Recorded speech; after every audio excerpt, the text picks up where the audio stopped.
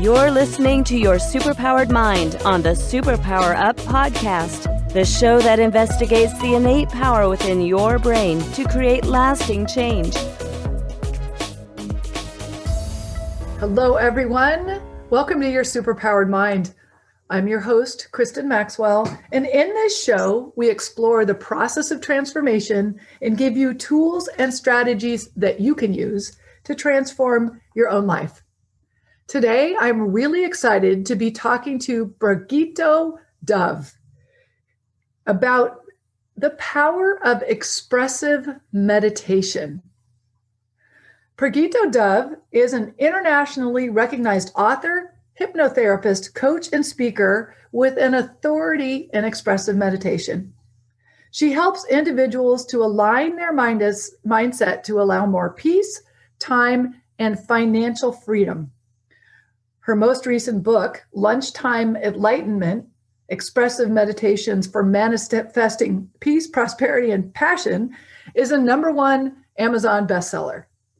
And I have to say, everything that when I read these descriptions of what she's like, I could use a little bit more peace, time, and financial freedom. How fun is that? So Pragito, welcome to Your SuperPowered Mind. Well, thank you, Kristin. I am thrilled and honored to be here with you. Thank you. I have had a lot of fun learning about you and your work, so I'm excited to share. My first question is always, what superpower did you uncover as the result of mastering your mind? Well, I think that the most important thing I uncovered was connecting to my heart and the wisdom of the heart. Because I used to think I was my mind. I had such a busy mind. I was so full of stress and tension that I just thought that all that stuff in my head was what my life was. And so it was a great relief after doing a lot of expressive and all kinds of meditations to discover that actually I was a spirit in a body, and to find the power of my heart and the wisdom of my heart. Because what I discovered is that the heart is the master and the mind is the servant of the heart. That is the mind's rightful place as the servant of the heart. So we listen to our inner wisdom and allow our inner wisdom to guide us on what to do, what to say, what not to do, what not to say, etc. And then the heart tells the mind how to help to implement whatever it's decided we're going to do. So, for example, if we've decided we're going to New York, and that's the heart's decided that, then we ask the mind can go online and figure out the best way to get there, or the best airline, the best route. So what I realized was that the mind has knowledge, and the mind is very, very good at accumulating knowledge, but the mind does not have wisdom. The wisdom comes from the heart, from our body. The body has its own wisdom, and from our soul.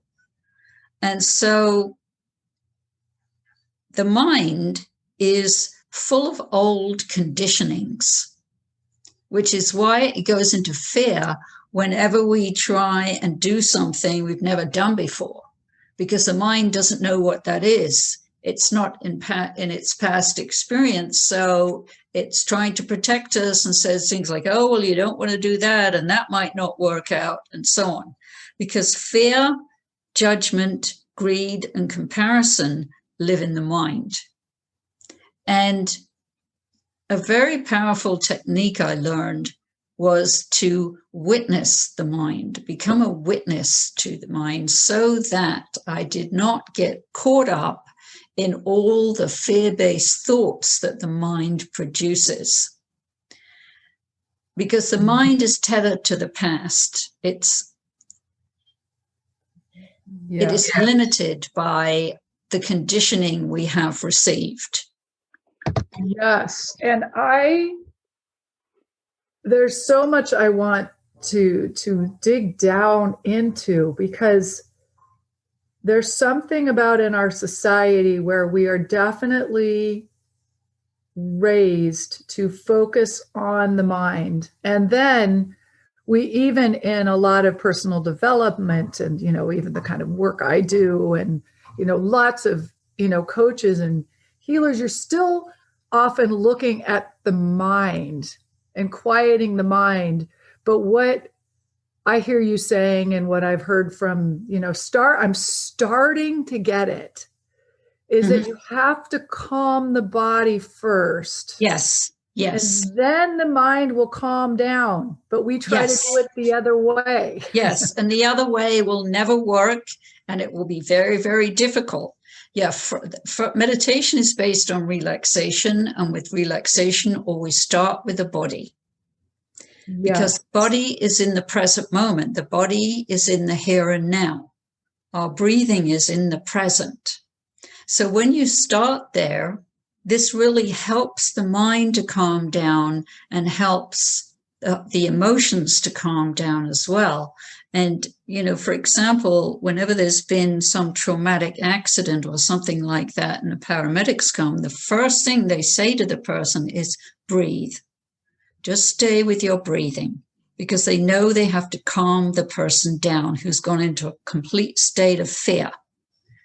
And by calming them down, they get them back into the body, and then the person can, be rational and have a rational conversation.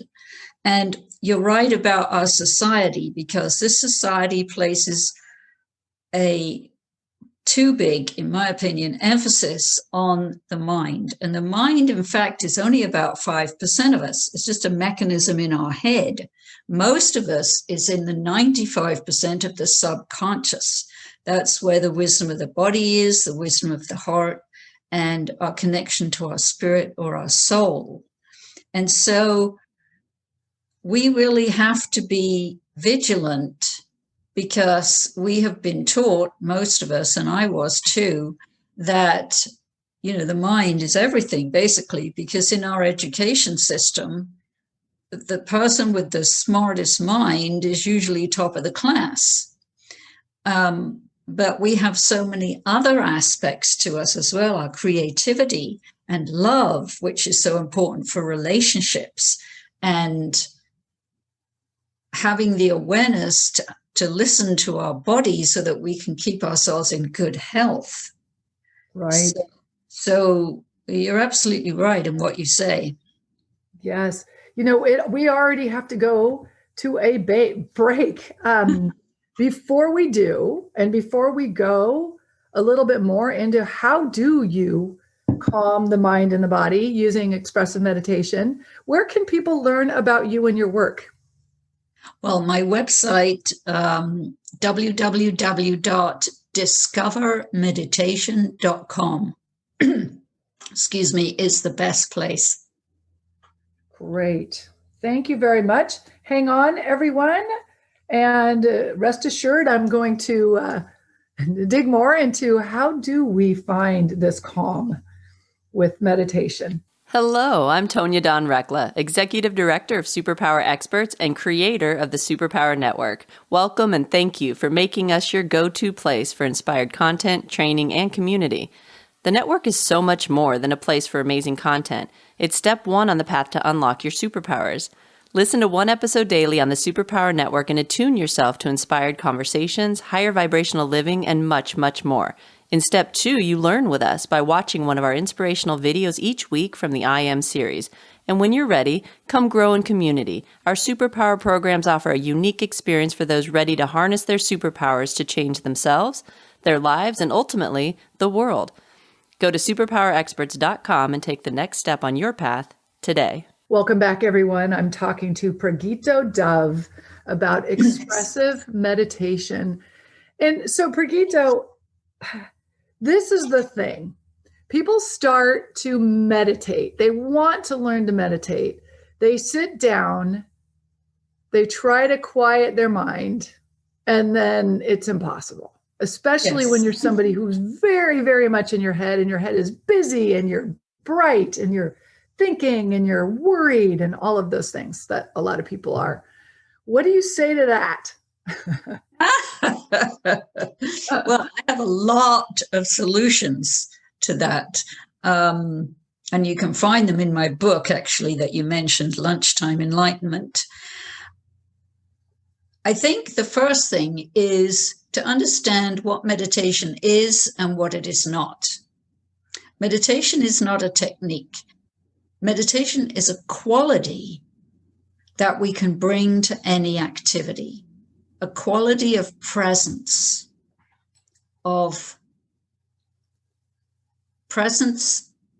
in your current reality, in your present moment, which means that any activity can be a meditation. It could be taking out the trash or walking down the street or cooking your dinner, because it's not the activity that matters, but the quality of your presence with the activity. And that is a great place to start with that understanding, because then I think most people will find that they've often been fully present in certain things they were doing. Maybe playing with your kids, because kids are always in the present, or with your dog or cat, because animals are always in the present, can help you with that. Or, when you're working and you're really present with what you're doing or talking to a client, those are all moments of meditation. So I think this is helpful to know, because you already actually have an experience of meditation. Yes. And can I also, the thing that's coming to my mind, which I think you might put it differently, but I think I've been fully present to my worrying, where that's the only reality I've had for a while. I think that I did learn to do that when I was younger. So anyway, sorry, I cut you off. Yeah, that's okay. I can get back to the other in a minute, but let's just address this, because this is important, because a lot of people worry. Worry comes from the mind.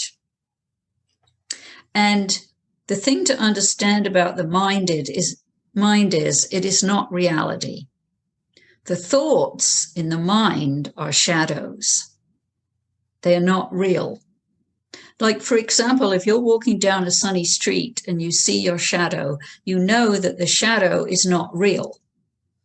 You are real, but not the shadow. So it's the same with the thoughts in the mind. They're not real. And so what you learn over time as you practice becoming a witness to the mind is you understand to just let the thoughts pass by. And don't get caught up in them. Don't believe them, because your only reality is the present moment. So for you and I right now, Kristin, our only reality is this conversation we're having. Everything else is in the future or the past. The only reality is now. Here and now. And the technique of witnessing the mind was actually created by the Buddha 25 centuries ago. So it's a testament to its effectiveness that it's still the best technique for the mind to this day. And you sit in silence with your eyes closed, with the body relaxed, and you simply witness the thoughts as they pass by. And you learn to disidentify from the thoughts, to disidentify from the mind, and understand that the thoughts they're just thoughts. They're made up by the mind. They're fabricated by the mind. They're shadows. They are not real. Now that sounds very easy. It is a very simple technique. But it's not always easy, because you find you get caught up in the mind and thinking about the future, or worrying about the future, or dragging up some soap opera you've been in from the past. But that's all okay. Patience is needed, and great compassion for yourself is needed, and non-judgment of yourself. because it's a process, learning to disidentify from the mind. But I can promise you and guarantee you that it works, and it takes its own time. So I highly recommend it. Now, if we get back to the second part of the other question you asked about the expressive meditations, here is where the expressive meditations come in to help you speed that up. Yes. And I'll start with the laughter meditation because it's obviously the most fun and the most popular one. And so the laughter, see, when we laugh, you can't be worried and laughing at the same time. And the laughter is such a powerful energy that for those split seconds when you're totally in the laughter, the mind is not. The mind is not there. The worry is not there. And you experience pure bliss and joy, which actually is your natural state. And the more you laugh, the more you experience that. And so I recommend laughter every day for everybody listening. I do it myself. It's my favorite technique. And the actual laughter meditation, what we do is we laugh with nobody's a stand-up comedian or telling jokes. We just start laughing, which is very doable, even though it might sound not doable, but it certainly is because we're all born full of laughter. And all we need to do is start opening that up, unleashing that laughter that's already within us. And then the second stage, you sit in silence. And you will notice very, very quickly, even if you only do a minute of laughter and a minute of silence or 2 minutes of each, you will notice how much easier it is to drop down into your inner peace and calm, down to your center, 2 inches below the navel, which is where our peace and calm reside. It's just much quicker and easier after you've done some laughter. And there's a host of other expressive techniques too that I can mention if we have time. Yes, I would like to. So the laughter though. So are you saying, like, if you're by yourself, do you just start saying ha ha ha ha ha ha? Yeah. You can absolutely do that. Now, if you want to find some funny videos on YouTube to get you started, I particularly like the baby laughter ones because babies laugh for no reason at all. And their laughter is so pure. It's incredible. Yes, it is. Yeah. And we were all babies once. And we all have that capacity. It's still there. It's just got buried underneath all this stress. Yeah? Yeah. So see if you can find yourself some baby laughter or something like that to get you started. And then, yes, you just laugh. Just laugh. And seek laughter every day in that way, or comedy movies, whatever appeals to you. So, this is so funny. I'm always totally honest in these shows. I've heard of the power of laughter, and I love to laugh. I love funny things. But when people say, well, you find something funny every day, I go, oh my God, it's another thing to do, or another way I'm going to get sucked in. It's just very funny how that's what comes up for me. Yeah, that's the mind saying That's the mind, right? Oh, yes. Oh, yes, that's the mind saying that. So the mind does not like meditation. No. Because it's going to lose control of you. It's going to lose its grip on you. Yeah. But what I have found from experience, and all my students and clients have told me, is that when the assignment is laughter, there's something different about that. You'll have to try it for yourself and see. I most certainly will. And, one of the things I liked is you had through one of the giveaways from your website was, meditation activities. And one of them was saying yes. Oh, yeah, even just that right there, I could see how that would bring some calm. So, a little? It's a very powerful technique. You just say, yes, yes, yes. Mm-hmm. And it brings you to the present moment. It brings you into a state of positivity and optimism and joy. It's a very powerful little word, that word, yes. And what you're actually saying yes to is life itself, to existence, to yourself. Yes. And I have to say, because I'm just to listeners out there who are listening going, yeah, I know I should meditate and I just don't, and I don't make time. I resisted meditation for so many years. And it is through things like this where I finally, if you can calm your body down, your mind will then eventually follow. I had to do what you were talking about, Pragito. I had to find ways into my body. And then my system calmed down enough that my mind could too, if that makes sense. Absolutely. And you know, you can do bodily activities like going for walks or jogging or sitting in a hot tub or a hot bath or a hot shower. All those things help the body to relax. And like massage or nature. I mean, nature is amazing because it's so grounding. Going for walks in nature where there is silence and stillness, or near a lake or near the ocean, the nature is a very powerful help to us to help us relax the body. And then, of course, is, you know, the mind, because it helps remind us of the truth of who we are. Yeah. A spiritual being in a body, and that our natural state is love and peace and joy and happiness and abundance. All those things are our natural state. Just look at a baby. The baby knows that. Mm-hmm. It's just that we've forgotten. That's all. So with your own personal journey, like you said that you were, you used to be in your mind.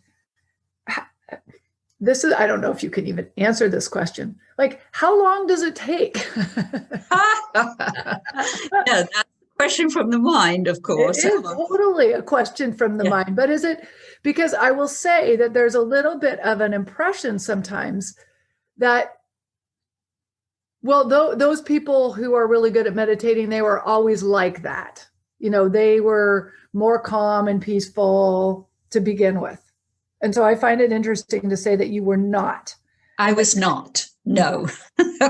I had a recurring back pain because I was so stressed out all the time. I was always worrying, and I just was full of stress. I used to smoke about 30 cigarettes a day.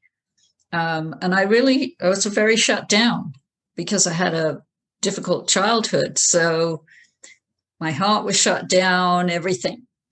And so, I mean, if I could do it, anybody can do it, frankly. But it's just to make a start. And I have so many different techniques in my book, Lunchtime Enlightenment, that there's something for everybody in there. You can start with also looking at what things do you do to enjoy yourself. This is a dimension of the laughter meditation, because when we're enjoying ourselves, we're in the present moment and we're relaxed. Why wouldn't we be? We're enjoying ourselves. Yes? Yes. Now, what is enjoyment for you? It's different for everybody. It doesn't matter what it is. It's just that you're enjoying yourself. So that's another tip. And I think that when you get started on all of this from the perspective I teach it from, you're going to start getting results very quickly. Certainly the laughter meditation brings results very quickly. For moments, you'll start to experience moments of joy, moments of happiness, moments of presence, and be aware of them because they will increase. Yes. That's how it goes. It just starts increasing. and increasing until there's more peace and calm and there's less worry. And until one day, the worries really starts to diminish and recede, and the voice of the mind becomes much more faint. Yes. And that doesn't disturb you anymore. Yes. And that's been my experience too, was part of it was for me feeling, going through the brain part of it and under the underlying beliefs and all of that. But it was also then learning to find and clue in on what a feeling of peace felt like in my body. Yes. Even if I could only hold on to it for 25 seconds, I made it a practice to actively look for that feeling. Good. Yeah. And that's where it started actually finally to really make a difference, was getting out of the head and going into that body and like, oh, this is what peace is like. Yes. That's how you do it. That's exactly how you do it. And then the more you focus on that, what you focus on expands, right? The more you focus on it each day, it will expand. And this is totally how I did it. It's my experience. Yes. And so one of the things I noticed is there's laughter, and then you also talk about the power of tears. Yes. So that doesn't sound as much fun. It's the opposite energy to the laughter. And the tears meditation helps us face the sadness and the grief that most people have inside of them. Because what I have found is that most people don't know how to deal with sadness and grief, and so they don't deal with it. They just stuff it down or have a few drinks or take some pain meds or get busy, whatever it is, to not feel it. And in the tears meditation, what you do is you allow yourself to feel. And this is easier in a group than on your own, but you can always play some music can take us very deep. Mm-hmm. I mean, I'll just give you one example is Mozart's Requiem, which is a beautiful piece of music. It's often played at funerals, but it also has this incredible beauty to it. And when you start to face your sadness, what you find is at the very bottom is inner peace. It's a journey, but if you're willing to do the journey, you will find inner peace. And the other thing that you will find at the root of sadness is love. Because the reason you have so much sadness, maybe somebody died or you broke up with somebody, is because you loved them so much. The more you love someone and they die, the more grief you will have. If you didn't really care that much about them, then you won't have much grief. And so what you find is something of great beauty at the root of it. And this is how we mature. And this is how we find compassion for others. This is how I have found compassion for myself and for others, for all my students and clients, because tell me about it. I have been there. I've healed a tremendous amount of pain in myself by being with it, by facing it and allowing it. And it will heal. Feeling is healing. Yes. And sort of what, getting is feeling it and then not going back into your brain to add to it. Right? Right. Yes. So the brain, if it does that, which it might, you have to have compassion for yourself and just relax and know that's what the mind does. It's not reality what the mind says. That's just what the mind does. The mind thinks it knows everything, and it doesn't. It knows some things, it has a lot of knowledge and it can accumulate knowledge, but the mind knows nothing about our feeling state, about meditation, about intuition and inner wisdom, and the deeper parts of us. The mind knows nothing at all. But as I say, it thinks it does, and then it starts making comments. And so our job is just to notice that. Oh, okay, thank you, mind. Okay, you can just pass along now, Yes. And for me, part of it was actually, and I find with a number of my clients, is there at some level, we have this belief that if we are alert and keep thinking and figuring things out, we can stop bad things from happening. Like it's a way to keep us safe. And yes, because that's what the mind's trying to do. It is trying to keep you safe. Yes. But the problem is the mind doesn't really know how to do that. It thinks it does, but it doesn't. Right. Now, who knows how to keep you safe when you drop down to your inner wisdom and to your soul and your spirit and connect with the divine? Then you get your divine support from your angels, from God, whoever it is you pray to. There's where your true support comes from.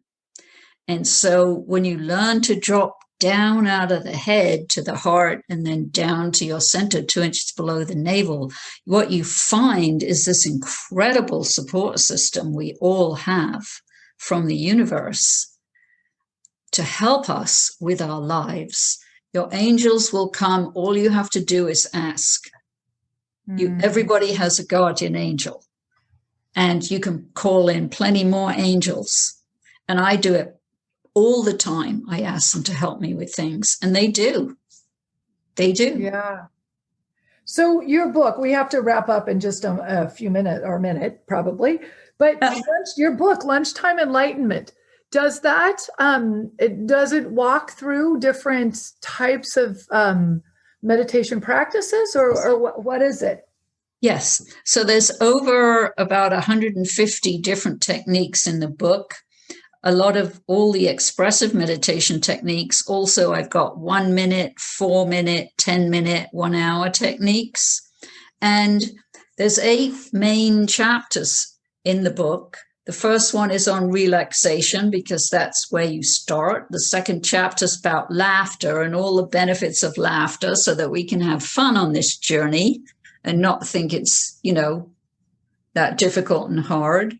There's a chapter on witnessing the mind, on non-judgment, on discovering trust, on compassion, and on love. And these are the enlightened principles of meditation, the most essential ones that I've put in this book. And then each chapter has techniques. Wow, that's great.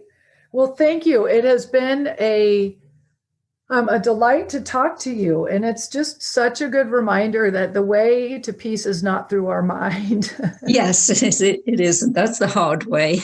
Yeah. And it just keeps you, the mind just adds to the fire of the anxiety. Exactly. So Pragito, please remind everybody again of your website and the name of your book.